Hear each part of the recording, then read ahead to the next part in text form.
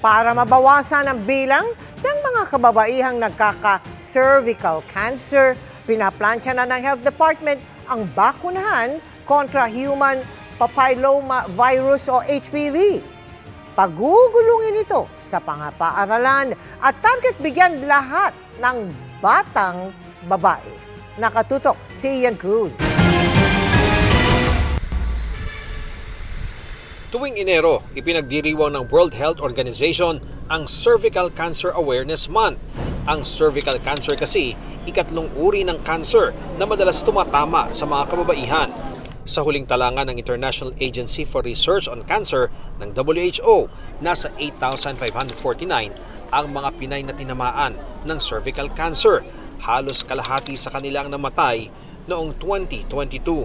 Kabilang sa namatay sa cervical cancer, ilang taon nang nakakaraan ang tiyahin at 27 anyos na pinsan ni Maricel. Kawawa po, lalo pa yung pinsan ko, may isang anak po yun na naiwan maliit pa noon. Base sa pag-aaral ng WHO, 95% ng cervical cancer cases dahil sa human papilloma virus, isang uri ng sexually transmitted infection na nakukuha sa skin-to-skin contact at pakikipagtalik.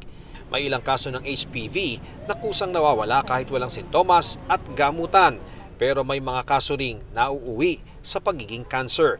Para maiwasan yan, itinutulak ang pagpapaturok ng HPV vaccines habang bata pa lang. So bago pa siya maging sexually active, dapat nabibigay na.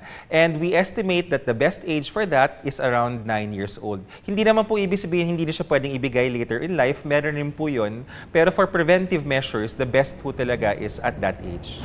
Ngayon, pinaplansya na ng Department of Health ang rollout ng bakuna na sa second quarter masisimulan. Mahal yung HPV vaccination, 4,000 per dose, 2 doses, 8,000 per 9-year-old girl.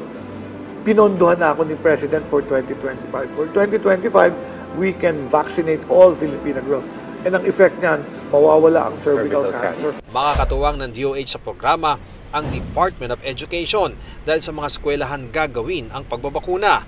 As of January 6, mahigit kalahating milyong babaeng grade 4 students na ang nabigyan ng first dose ng HPV sa school-based immunization program.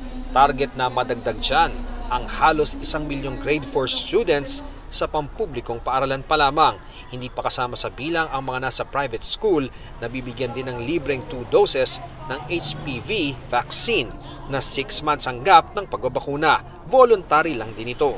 Sa tanong naman kung may side effect, ito po ay magkakaroon siguro ng konting pagmamanhid, may konting pagkabugbog, pagkabagong bigay, pero hindi naman po yan na tumatagal dahil pag nabigyan rin ng yelo or nalagyan ng cold compress, no, wala rin po yan. May mga ibang possible side effects na very minor and very mild.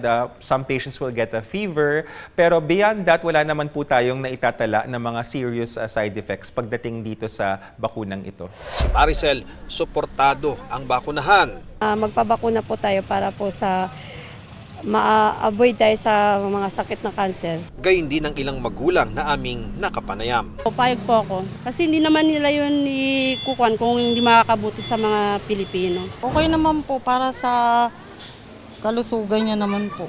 Kababaihan ang nagkakaroon ng cervical cancer kaya naman sila ang target na mabigyan ng HPV vaccine. Pero ayon sa DOH, maging ang mga kalalakihan, tinitingnan din na mabigyan ng nasabing bakuna.